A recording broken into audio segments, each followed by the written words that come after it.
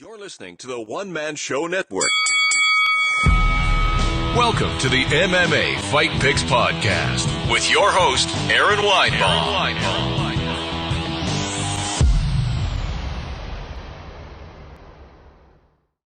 Hey kids, and welcome to the MMA Fight Picks Podcast. If you're joining me on Periscope and Facebook, hello to you there as well. The more interactive feed is on the Facebook, AaronSaysWhat.com. I'm sorry, Facebook.com/AaronSaysWhat1, but I will try to get your Periscope questions as well. First of all, a big apology for last week before I pick UFC 224 and Bellator 199.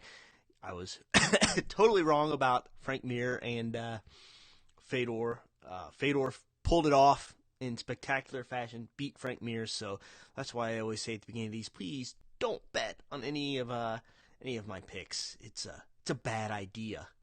Bad idea. We're going to start off, though, with a few fights from UFC 224, starting off with Vitor, Belfort, and Lyoto, Machida.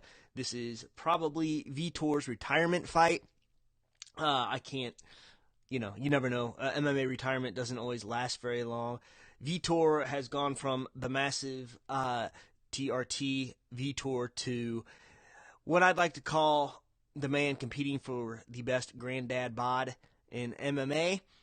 So, man, I hate to pick against a guy in his retirement fight. His last win was against Nate Marquardt, and that's way back June 2017. That was almost a year ago.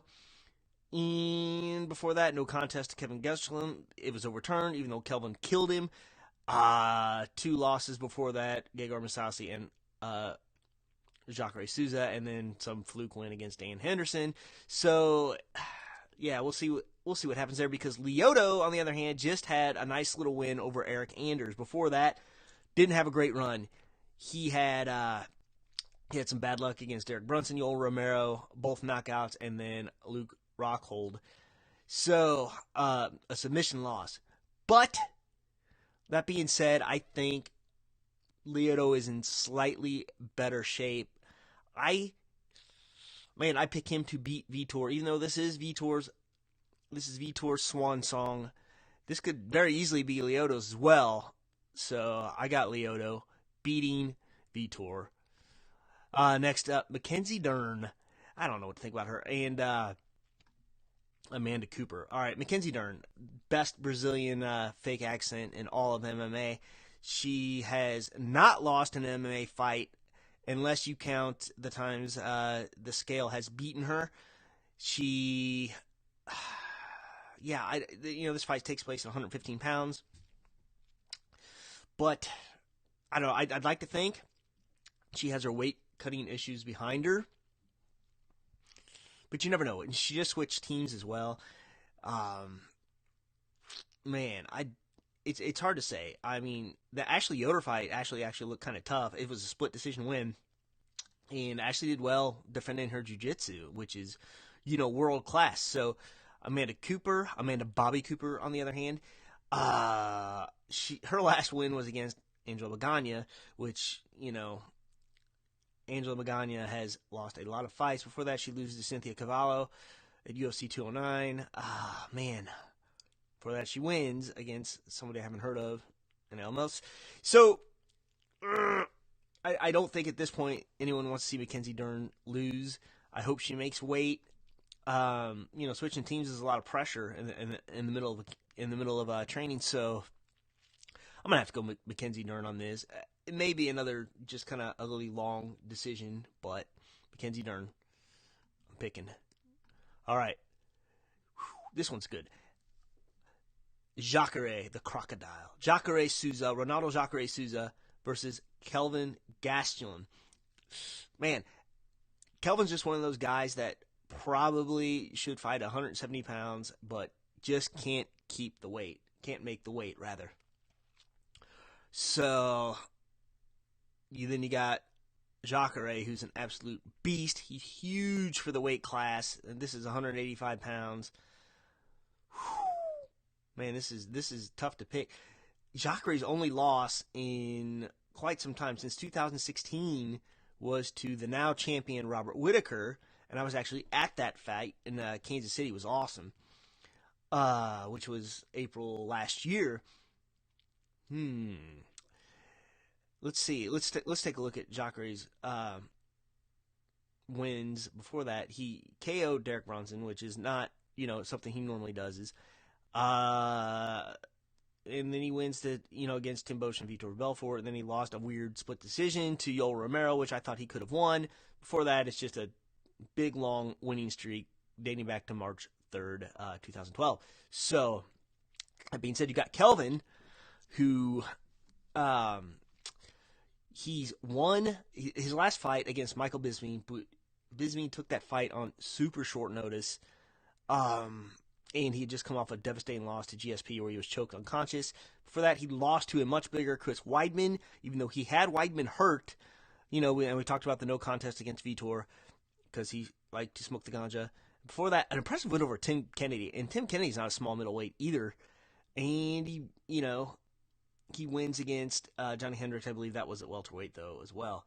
Yeah, it was a catchweight because Hendricks missed weight, coincidentally. And, yeah, I don't know. Here's the thing. I think if it comes down to grappling, Kelvin's a strong guy. And by the way, feel free to ask your questions on Periscope or Facebook Live. I'm sorry. I didn't mention that before. Kelvin's a strong guy, but I don't think, like he showed in the Weidman fight, I don't think he can hang with the bigger middleweights. So I got to think that Jacare takes this, and this will decide whether or not Kelvin stays at middleweight or has to make a lifestyle choice. Next up, Amanda Nunes versus Raquel Pennington. All right, Amanda Nunes has not lost a fight since Kat Zingano. This is back in 2014. And it was a TKO in the third in a fight I thought that Amanda was winning, if memory serves me. And then before that, after that, rather, she has won every fight since, including beating Miesha Tate for the championship back in July 2016. I thought it was weird that it was a split decision against Valentina Shevchenko. I thought she won that fight, and that was her last fight up. And then you got Raquel. She is a very, very good fighter, but hasn't fought since 2016, and she retired Miesha Tate at that time. Before that, she has wins against Elizabeth Phillips, Betch Correa, Jessica Andrade, who has since dropped down, and her last loss was 2015 to Holly Holm, a split decision. I don't know. I think at this point they're just looking for contenders. It is hard for me to really pick somebody that has not fought in a year and a half against the now champion who has been active. So I got to say, in this main event, I got to pick Amanda Nunes. She retains the championship and hopefully at some point moves on to fight Cyborg at a super fight. All right, so those are my picks for UFC 224. Don't make any bets, and hang on, we are going to pick some fights now for Bellator 199, the last fight in the heavyweight Grand Prix tournament. So, starting off with Aaron Pico versus... I lost it. Lee Morrison, who I couldn't find much information on. I think I actually just cleared out of it. But here's the deal. Aaron Pico, they're trying to build him up big time. He has now won his last two after internet connection here. Going up against a guy that I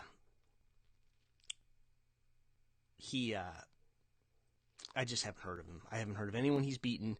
I had his record pulled up earlier, but it doesn't matter. At this point, they're just trying to build up Aaron Pico, and I think that's what they're going to continue to do. I think Aaron Pico takes this for sure. I think he just takes him down and absolutely demolishes him. Next up, Cheick Kondo, Javy, Ayala. I can't say it. Anyway, Cheick Kongo won his last 4 in a row. It's hard to pick against him because, Ayala, who lost his last fight against Roy Nelson, a unanimous decision, won 2 before that, but then has lost a few before that. I think at this point, Cheick gets this done. I'm not really sure how. Cheick's kind of quick, so as long as Javy doesn't have a good wrestling pedigree, I think Kongo takes this. This is really interesting. This fight kind of snuck up on me, though. We have John Fitch and Paul Daley. Man, I mean, this is exciting because Daley can end this probably in one punch, but he's got to catch Fitch. And he's got to be able to avoid John Fitch's grappling, which I don't think he's going to do. So I think I got John Fitch all the way, the same way he wins every fight. Big, boring, grappling decision. He just wrestles the shit out of him like every other good wrestler has done with Paul Daley at this point. Now, this is an exciting fight because this last fight in the heavyweight Grand Prix tournament, before the semis, this could easily be a 205-pound title fight, but it's not. These guys are fighting at heavyweight, which is weird because this tournament's been strange because so far the lighter guys won every fight. Kind of strange for a heavyweight tournament, right? Hey, Periscope, what's up? Anyway, you got Bader's last 4 fights have been 4 wins. His last loss was Anthony Johnson way back 2016, and Anthony just took his lights out, basically. For that, he wins against Latifi, Antonio Rogero Nogueira, Phil Davis, split decision, and Linton Vassell, which was pretty impressive in round 2. So, you got that going for you. Then you got Muhammed Lawal, King Mo. He weirdly rotates wins and losses sometimes, but his last loss was to Phil Davis. Now, if you do your MMA math, look, I remember this fight. Phil Davis dominated him pretty darn good. This was back still in May 2016. And then you got Bader, who's beaten Phil Davis twice, if you do the math. Before that, after that, King Mo went against Satoshi Ishii, loses to Mirko Krokop in a heavyweight tournament in Risen, where you can basically come in as juiced to the gills as you want, and then wins a weird fight against Quentin Jackson, who Chael, had won as well. So, King Mo looks good against heavyweights, but let's face it, he's not the lightest, or he's not the heaviest guy in the world. Bader, he's going to come in bigger. I think he's going to handle him. And I think he's gonna show that. I think he's gonna show how big he is, how strong he is, and I think he's going to beat. I'm saying it right here, he's gonna beat King Mo, probably in dominant fashion, if not get a finish early on. And that's it. Those are my fight picks, kids, for UFC 224 and Bellator 199. Thank you so much. Feel free to play along anytime you want. You can shoot me a message at the Twitters, or you can find me on the web at aaronsayswhat.com. And basically, there's just any way possible you need to communicate with me, you can communicate with me. But that's it. Until next time, this is Aaron Wyman for MMA Fight Picks saying shalom. Please remember to support the podcast by visiting the affiliate links on aaronsayswhat.com.